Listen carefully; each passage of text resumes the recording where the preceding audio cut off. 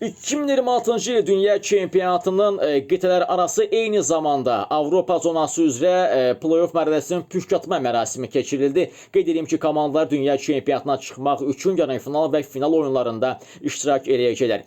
Qitələr arası püşk nəticəsi bu cürdür. Birinci yarımfinal maçı Yeni Kaledoniya Yamayka, finalda bu cütün qalibi Kongo millisi ilə üzə gələcək. İkinci yarımfinal maçı Boliviya Surinam, bu cütün qalibi finalda İraq millisinə rəqib olacaq. Avropa zonası üzrə nəticələr bu cürdür. Yarımfinal maçında İtaliya Şimali İrlandiya cütünün qalibi finalda US Bosniya-Hersegovina cütünün qalibi ilə üzə gələcək.